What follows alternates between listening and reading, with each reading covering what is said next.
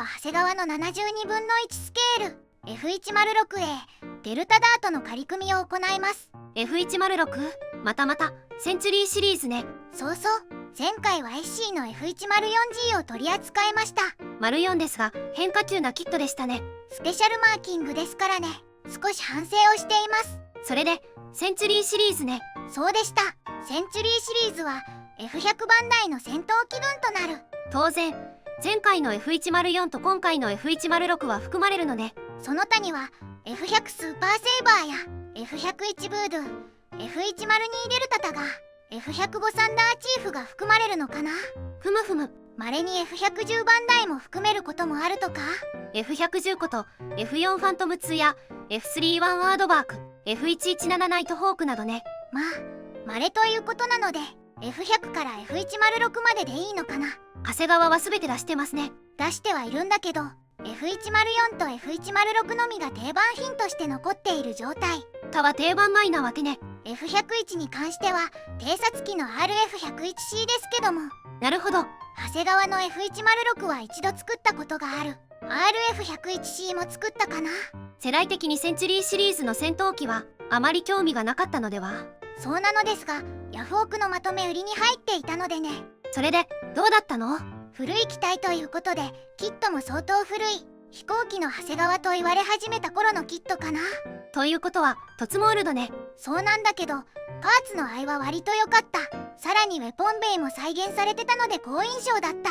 ところで F106 デルタダートはどんな戦闘機だったの？1959年から1988年頃まで運用された迎撃機、無人標的機としては1998年まで使用されたみたい。ソ連からの爆撃機に対する防衛を目的としていたわけね。そうそう、擁撃機とか迎撃機と言われていてアメリカの防空任務において重要な役割を果たしたみたいね。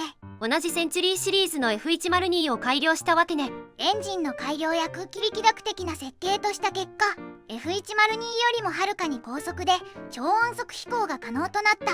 F102 の最大速度が時速1304キロで F106 は時速2455キロと大幅に向上したわけね。長年にわたりアメリカ大陸の防空警戒任務を行い究極のインターセプターとの評判を獲得したとか。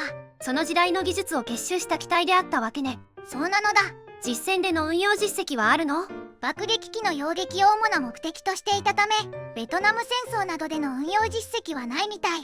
実戦で対空戦闘を行った例は確認されていないわけね。スクランブルなどでの運用実績はあるみたいですけどね。なるほどね。 F106 のエピソードとして有名な話ですがコーンフィールドボンバー事件ってのがある。トウモロコシの畑でも爆撃したの？ F106 の訓練飛行中に機体がスピン状態に陥りパイロットはコントロール不能と判断して緊急脱出。当然機体は墜落となるわけね。ところがパイロット脱出後に機体はスピンから自然に回復、再び水平飛行に移行したみたい。奇跡ってあるものね。容器は戻った方がいいのではと冗談を言ったとか。当然ですが戻れませんよね。最終的には雪の積もった畑にほぼ水平に滑り込み胴体着地の形で停止した。ここでトウモロコシ畑が出てくるのね。実際には小麦畑なんですけどね。胴体着地の衝撃はあったものの機種や胴体構造は大きな損傷を受けず機体は比較的良好な状態だったとか。それでどうなったの？空軍によって機体は回収され整備工場で修理の後再び飛行可能な状態に復帰したとか。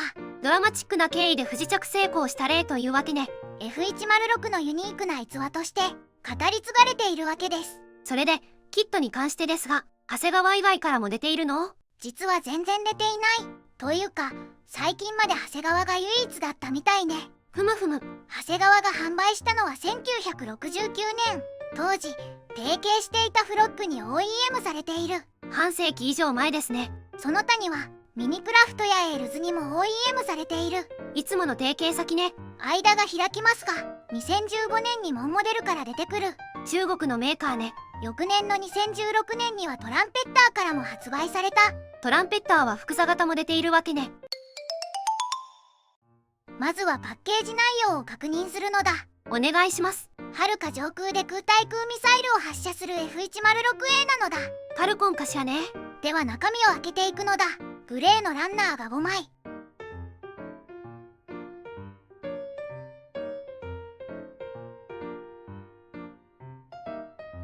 透明パーツが1枚。デカール。組み立て説明書なのだ。塗装図。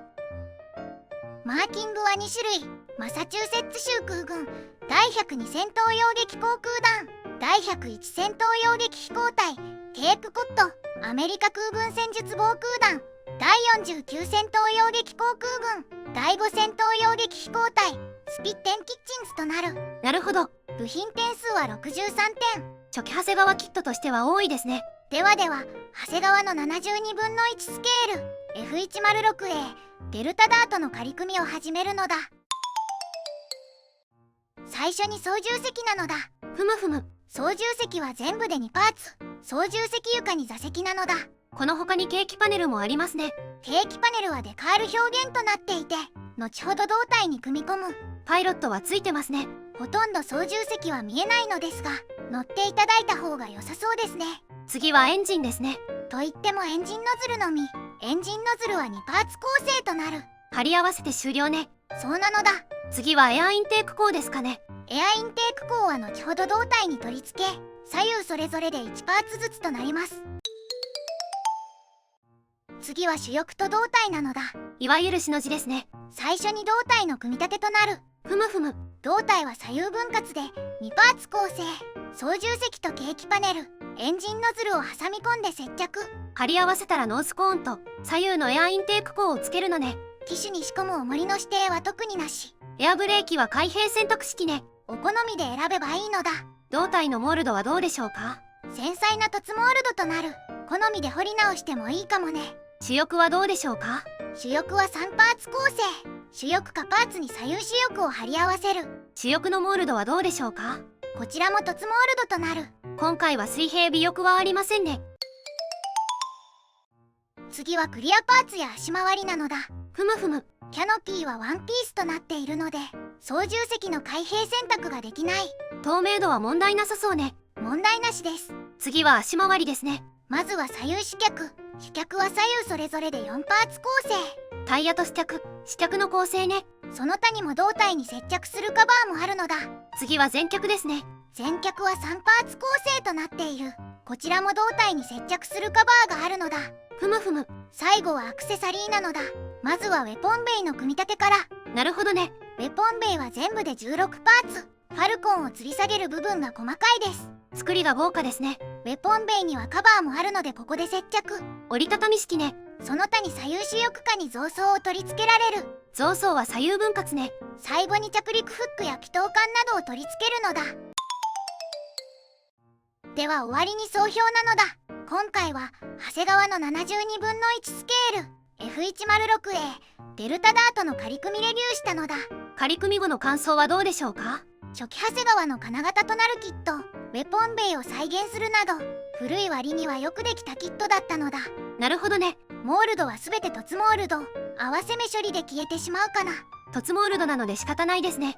直線が多い印象なので気力があれば彫り直ししてもいいかもね。なるほどね。1969年のキットですが愛はいいです。独特な外形もよく再現されていますね。定番品から外れている機体が多い。センチュリーシリーズの中で生き残っているのも納得なのだ。他メーカーからもあまり出ていないのも理由かもね。では動画を最後までご視聴していただきありがとうございますなのだ。チャンネル登録と高評価をお願いしますなのだ。次回以降も飛行機プラモデルのレビューを続けていくのだ。ではバイバイ。